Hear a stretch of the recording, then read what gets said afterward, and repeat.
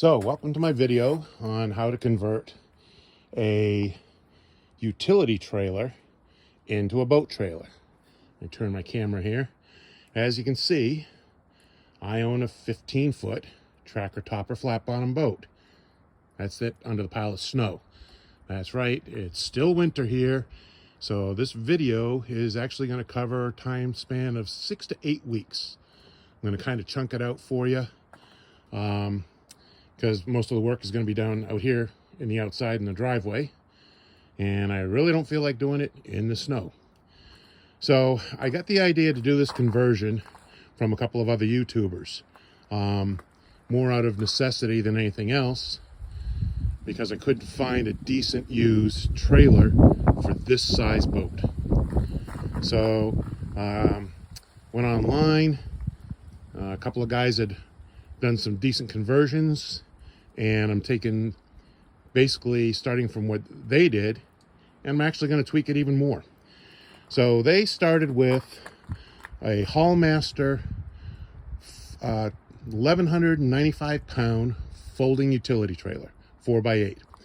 They're available through Harbor Freight, and they were working with used trailers. I decided to start with a brand new trailer. So here it is in the boxes. It's a model 6266. Comes in two boxes, box A and box B. I also, prior to this, had printed out the manual for the trailer. Got it offline from Harbor Freight to do a little research for some of the ideas that I'm going to show you in the modifications that I actually apply. So, opening up box A, you can see that most of this frame is red. I don't want a red boat trailer. So what I'm going to spend the rest of this afternoon doing, and I'm not going to bore you with the video of it, is I'm going to offload the entire trailer. I'm going to take all the red parts, take them downstairs into my workshop in my basement, and over the next 2 or 3 weeks, I'm going to paint those. I'm going to get them primed and painted marine white. I'm also going to take the rest of the afternoon. This is box B. So you can see we've got the tires, we've got the hub assemblies in here, fenders. We've got the brackets for the rail setup if you wanted to put side rails on the trailer. I'm not going to be using those. The hardware in here, lighting assembly. So I'm going to be doing a full inventory, make sure the whole kit is here, and sort out all my fasteners and all that other good stuff that anytime you're working from a kit, I think most of us feel that's a pretty practical thing to do.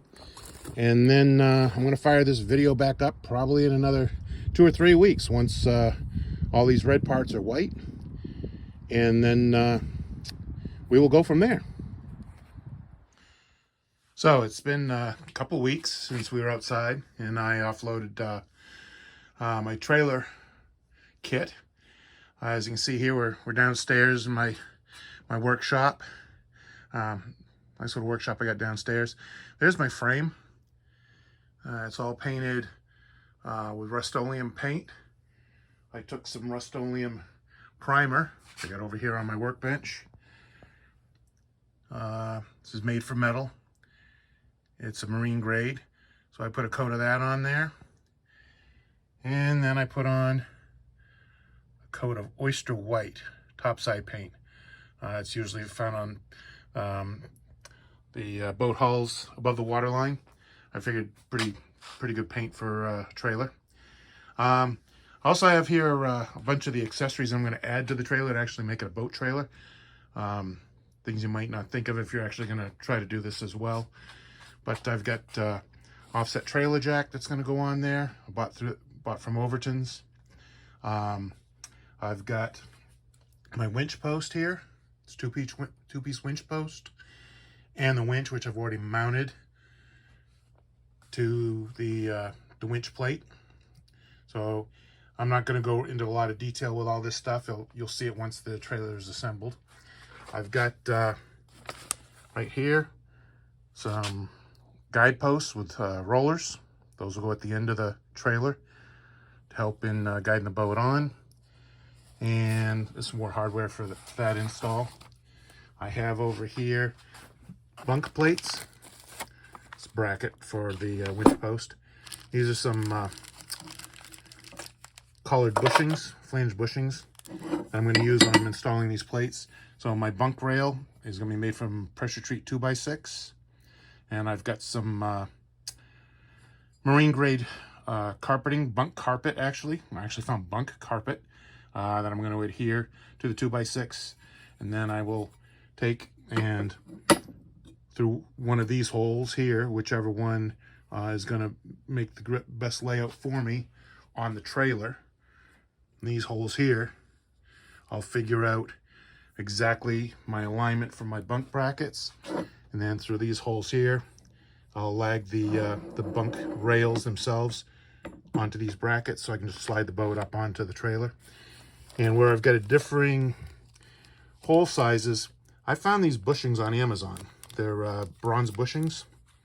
They have a 3/8 inside diameter, which is right around 10 millimeters, which is what a lot of the fasteners for the trailer are.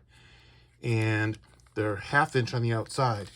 So where I'm going to be passing through 3/8 holes on the trailer, approximately 3/8, but I've got a 1/2 inch hole on the bunks. I'm going to use those bushings to fill the gap. I don't want to over drill. I don't want to over drill these holes on the trailer. So, okay, real quick here. This is the coupler plate. So, real quickly, I'm going to show you here in the instructions. Again, I'm not going to bore you with the assembly, but I just want to give you an idea what I plan to do. And I think you can see here at the front, the coupler plate, when mounted, if this was going to be the utility trailer, would be mounted in this direction. I'm going to invert it. Okay, when I mount it, the reason I'm going to do that is the coupler plate opening, put it back on a couple stands here. This coupler plate opening is 2 inch by 2 1/4. It's 2 1/2 on the outside. I'm going to use 2 inch square, 1/4 inch wall steel tubing that I'm going to run through here to the midway point of my trailer, just beyond the midway point of my trailer, to create my extended tongue to make it a boat trailer. That being said, 2x2 tubing, I bought a new coupler. So this coupler I got through Advanced Auto Parts. It is for a 2 inch channel. So this should fit right over my 2x2 tongue. And it also is made for a 2 inch ball. The coupler that comes with this trailer kit, that channel is 2 1/2 inch and the ball is 1 7/8. I'd rather have a stronger hookup at my hitch. This box here, it's a wiring harness kit. LED lights that are submersible. Again, I bought a utility trailer, standard light kit. Yeah, resistant to water and rain, but probably not the best thing to, put the tail lights into a lake. So, bought that through Amazon. Like I said, I got the coupler through Advanced Auto. I've got here in the box right under the coupler my spare tire carrier. I got that through Harbor Freight. The winch, Amazon, got it on sale. It's a 1-ton winch, a lot more than I'm going to need, but I paid like $3 more for that than for a 600-pound one, so what the hell. Overtons, I said on the jack. The winch post I got through a trailer supplier.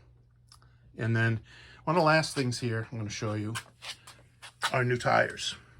So the trailer, these are Kenda Loadstars.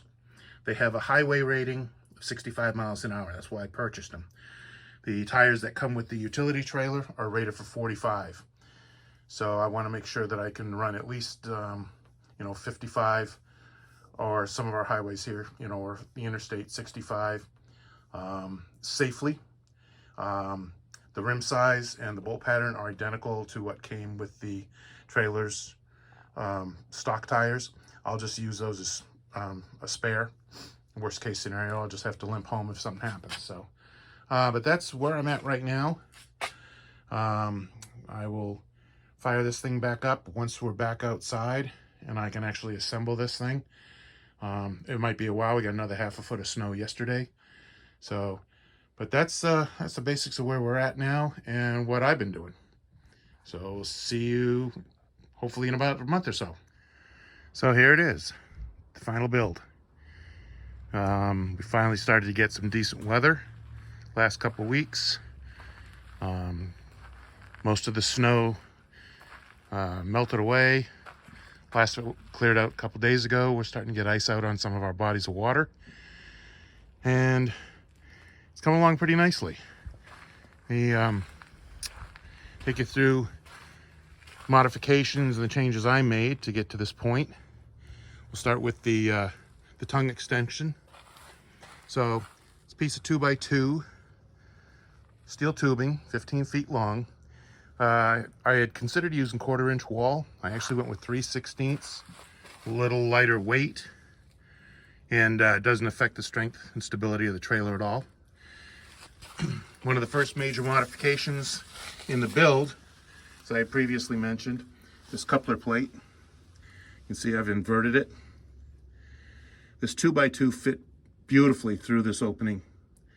2-inch top to bottom, 2 1/4 wide. Right here on each side I've got 1/8 inch by 1 1/2 aluminum strip. Pre-drilled it to align with the holes inside the coupler. Really snug fit. I had to tap them in using some blocks of wood, a mallet, get them in there nicely. Turned out to be pretty important as well because it's given me some great stability on the trailer. Took it for a test drive over the weekend. Absolutely no drift or sway out of it. So that worked out really well. Take you a little further under.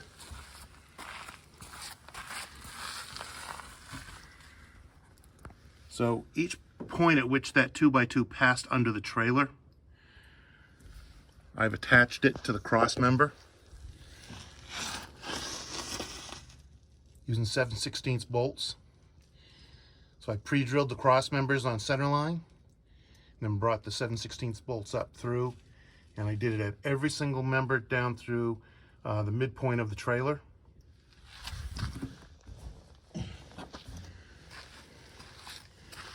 At the midpoint, this is where the hinge point of the trailer originally would have been. There's 2 members here that back up to each other very tightly. I also utilized the existing 10mm holes, which are just a tad over a 3/8 inch bolt, to tighten up the joint area. In addition to that, one of the other design changes right here, that's 1/4 inch by 1 1/2 steel strip. I used the existing 4 bolt holes that were there for the hinge on each side to strengthen that, strengthen that hinge point, which conceivably, if I hadn't done it, could have been a weak spot, especially carrying a boat. And if I can get the view here, camera down, you can see that I brought the 2x2 just beyond the midpoint of the trailer. So a total of 15 feet. Trailer total is out at 19 feet in length now, which is a good length for the boat. I've got the boat slid back on the bunk rails, so I could show you some of those points a little more easily. I'm going to bring you back down to the back side of the trailer now. Mention the bunk rails. The bunk rails I previously mentioned I was going to use 2x6. I got into Lowe's to pick up my 2x6s. Hadn't even thought about 5/4. So that's 5/4 deck board. I cut them to 9 feet. Took bunk carpet, which I purchased from Amazon. Contact cement. Put the bunk carpet on, and then at about every foot underneath, I use cup washers and stainless steel screws to secure the edges of the carpet, you know, just in case. I like to prevent it from peeling back too soon. Here's my bunk rails. Again, those are 10mm holes on the frame of the trailer. The bunk rail brackets are 1/4 inch thick. This is where the bronze bushings that I showed you previously came in handy. Those are 3/8 bolts passing through the center of the 3/8 ID of the bushing. Outside of that bushing's 1/2 inch, which pops right into the hole of that bunk bracket, and just tighten them up on the other side. Did that all the way down the trailer. The other add-on right here, my tie downs, transom tie down eyelet, makes securing the rear of the boat much easier.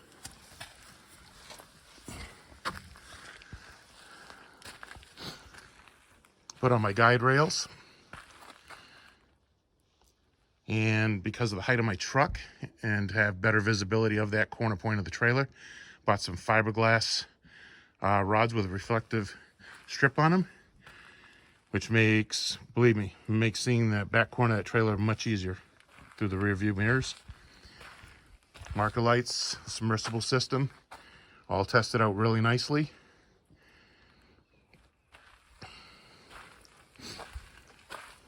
Up front, once the boat's pulled all the way forward to the bumper of the winch post, that tire tucks under there quite nicely. So my spare tire bracket there, winch post, my tongue jack. Originally I had purchased an Overton. The thing I found out about the Overton, although the listing said it was good for 2 inch, it's not 2 inches in height. It's a 2 inch high tongue. I needed a taller tongue to utilize the Overton. So I went to Tractor Supply, picked up this carry-on.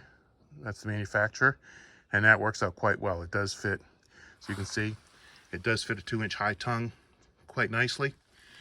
And then up front, my 2 inch coupler. That went on well. And one thing I hadn't considered until I actually started putting this thing together, this guidance handle. That makes it pretty nice when I'm dropping this onto the ball of my truck hitch.